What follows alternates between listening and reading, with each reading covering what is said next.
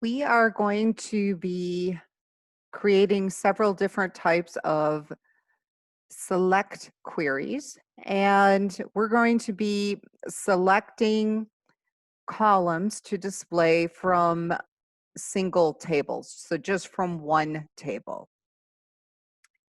And in order to do this, we do need to launch SSMS. If you have it on the taskbar, awesome. You should just be able to click on it. Otherwise, you're going to have to click on search, key in SSMS, and then launch from there.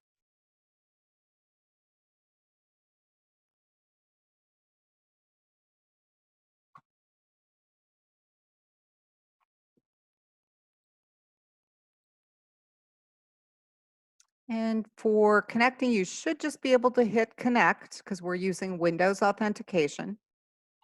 And all that means is it's authenticating your identity based on your Windows login.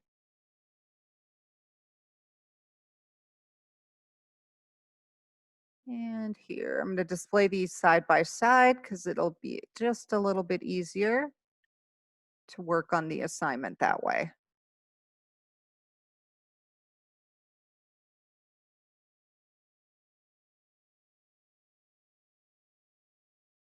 So I'm going to start by selecting new query.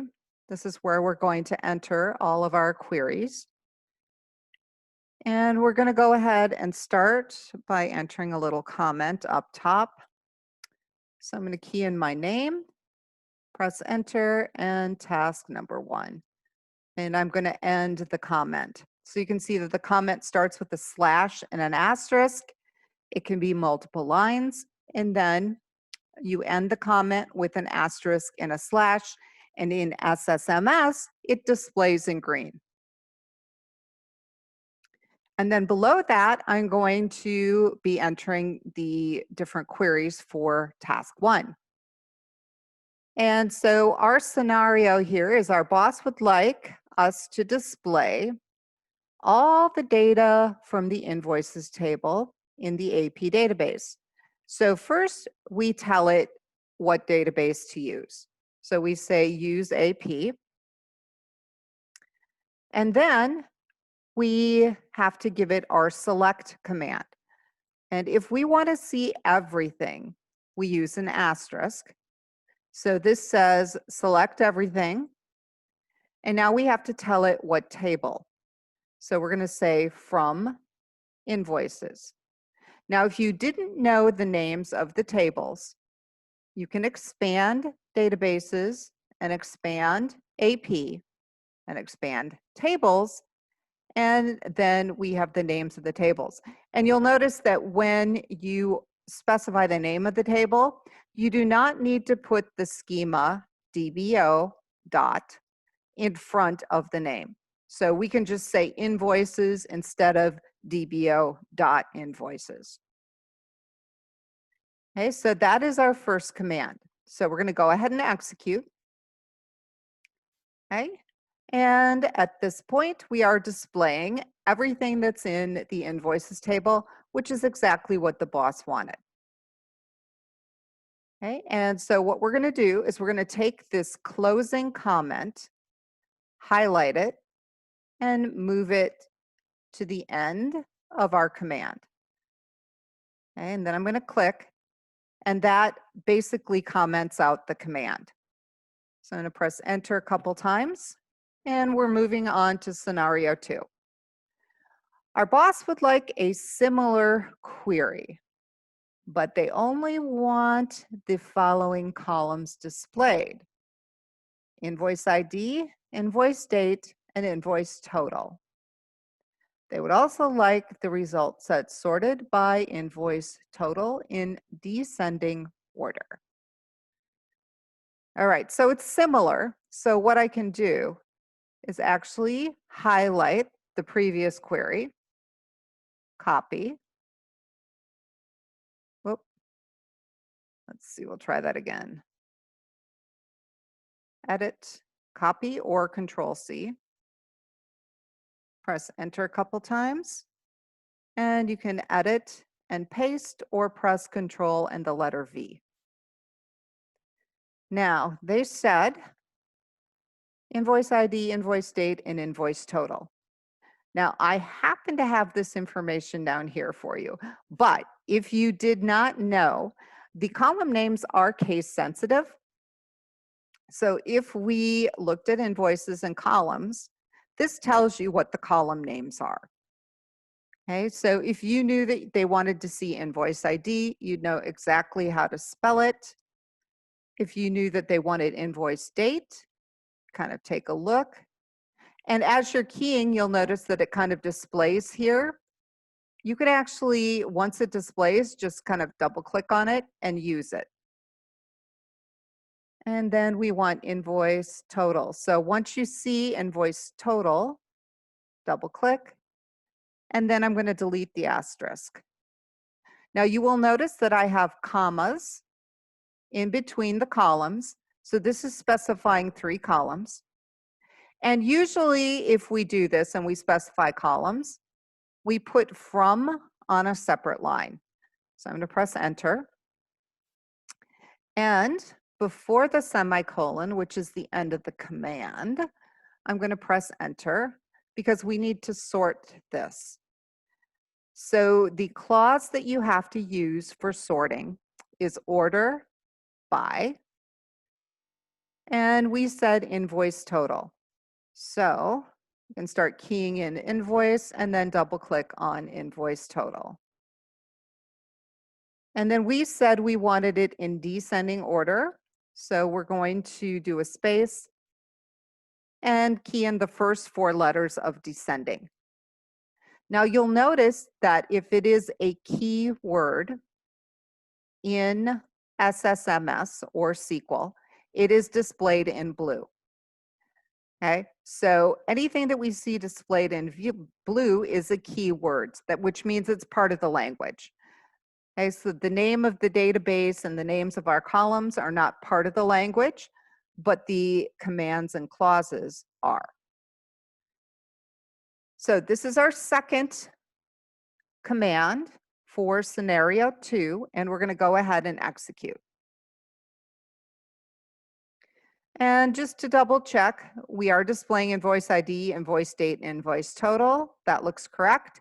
And invoice total should be in descending order. So that is highest to lowest, and it is. Okay, so at this point, we're going to take our closing comment and we're going to move that down.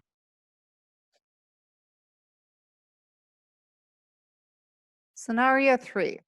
So as you can see, we have a lot of rows, and the boss really only wants to see the top 5%. So we're going to take this and we're going to copy it. And this time, instead of going into edit and copy, I'm just going to press Control and the letter C as in cat. And then I'm going to paste it using Control and the letter V as in Victor. And to make this a top 5%, all I have to do between select and the first column is key in top 5%.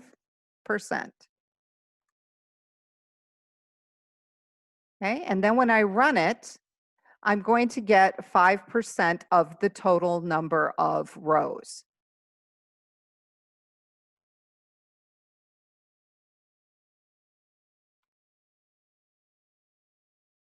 Okay, and now I'm going to go ahead and move that closing comment down.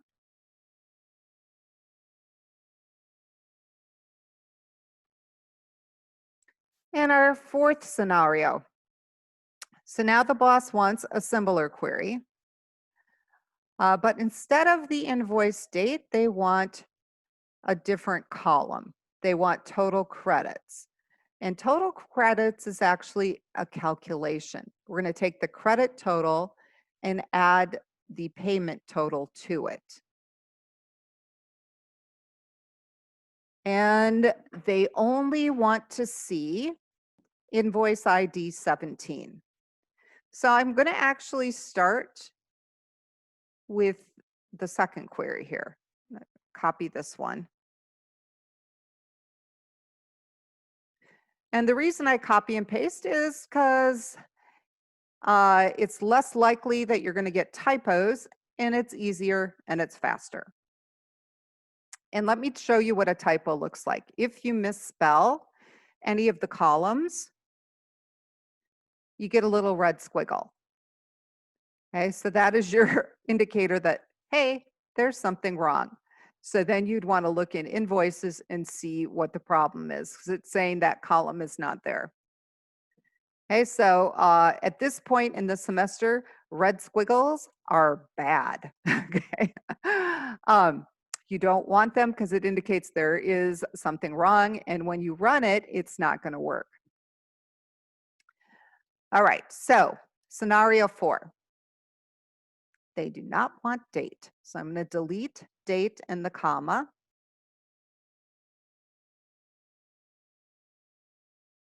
And I'm going to put a comma after invoice total. And what they want is a little calculation. So we want the credit total and the payment total. Now, it doesn't matter what order you put this in, whether you say payment total plus credit total or credit total plus payment total, it's the same thing, okay? And you can see the names of the columns right here. So I'm going to say payment total, and I'll just go ahead and select it, plus, and then we've got credit. And the minute I start keying that in, I can select it. Okay. And if you run this the way it is, you are not going to have a column heading. See how we have the column names as the headings? So a calculated column doesn't really have a heading.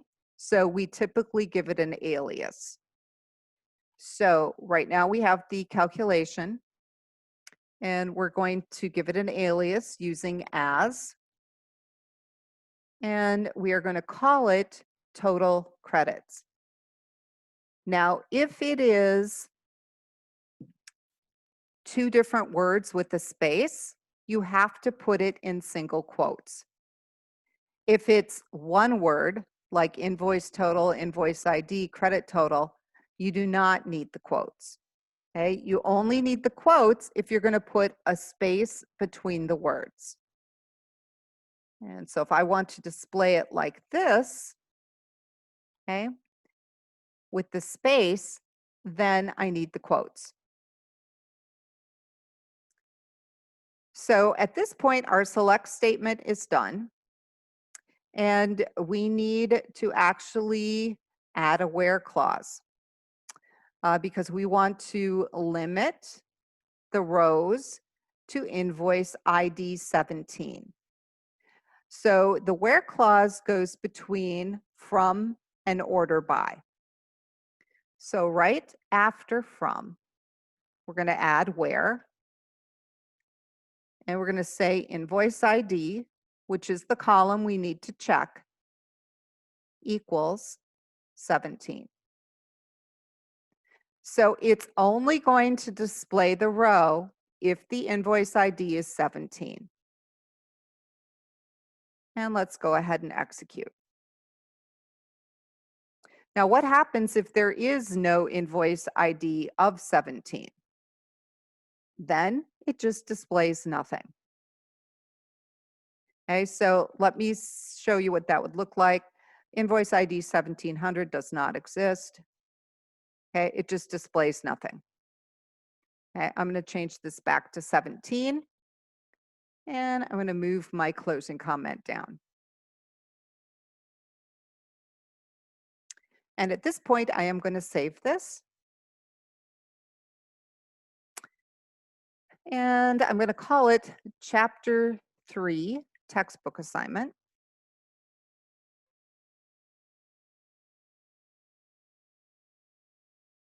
And again, you do want to make sure that you are saving this to somewhere that you have access to, easy access.